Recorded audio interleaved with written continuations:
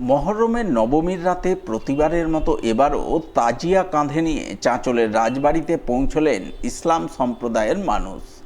বৃহস্পতিবার রাতে খেলনপুর মহরম কমিটির উদ্যোগে তাজিয়া নিয়ে রাজবাড়িতে আসেন কমিটির সদস্য স্থানীয় বাসিন্দারা। রাজদরবারে তাজিয়া রেখে সেখানে বিশেষ প্রার্থনায় অংশ নেন সকলে। সেই মুহূর্তে ধরা পড়ে সম্প্রীতির এক বিরল ছবি। হিন্দু ও মুসলিম দুই সম্প্রদায়ের মানুষ একসঙ্গে প্রার্থনায় সামিল হন। কেউ নমস্কার করেন, কেউ শ্রদ্ধা জানান নিজ নিজ বিশ্বাস অনুযায়ী। মহরম কমিটির সম্পাদক লালটু সরকার জানান, কথিত রয়েছে চাঁচলের রাজা শরৎচন্দ্র রায় বাহাদুর এই প্রথার সূচনা করেছিলেন। তিনি নাকি রানীমাকে সঙ্গে নিয়ে মহরমের অনুষ্ঠান প্রত্যক্ষ করতেন। সেই সময় থেকে রাজবাড়িতে তাজিয়া নিয়ে আসার এই রীতি শুরু হয়। সময়ের সঙ্গে সঙ্গে রাজতন্ত্রের অবসান ঘটলেও সেই ঐতিহ্য আজও অটুট রয়েছে।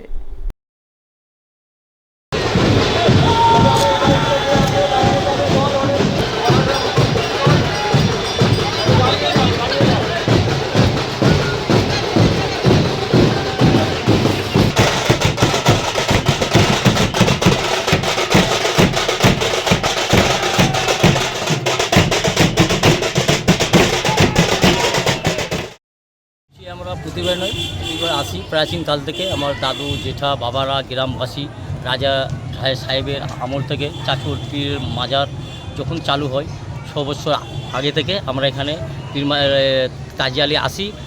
রাজা সাহেব বিটলেদা এরা ছিল আমাদেরকে সেবে, যেটা ওদের সিস্টেম নিয়ম পালন করে পুজো টুজো করে পুজো টুজো দিয়ে আমরা এখান থেকে ব্যাগ খেলাধুলা করে রাজা খেলা দেখতো। এক কথা হচ্ছে রাজা রানী সাহেব আগেই খেলা দেখতো। চাঁচল খেলেনপুর, শুধু খেলেনপুরের মহরম কমিটির এখানে রাজা সাহেবরা খেলা দেখতো। ওই জন্য আমরা আজও আসি, আমরা ঐতিহ্যটা বুঝিয়ে রেখেছি। আচ্ছা, বলছি যে এবার তো দেখতে পেলাম প্রশাসন নির্দেশ দিয়েছে, আপনারা প্রশাসনের সেই নির্দেশকে পূর্ণ মর্যাদা দিয়ে অস্ত্র ছাড়া ডিজে ছাড়া মিছিল করে দেখালেন, কি বলবেন? একদম এটা আমরা ধন্যবাদ চাঁচল প্রশাসনকে। মাননীয় মুখ্যমন্ত্রীর নির্দেশ অনুসারী আমরা যেটা ডিজে মিজে আপনার অগ্নি অস্ত্র এগুলো টোটাল ছাড়িয়ে আমরা যেটা মহরম সুষ্ঠু সম্পূর্ণ আমরা চাঁচলবাসীকে শুভেচ্ছা জানাচ্ছি। এইভাবে মহরম করা যায় সেটা আপনারা তুলে ধরলেন। একদম মহরম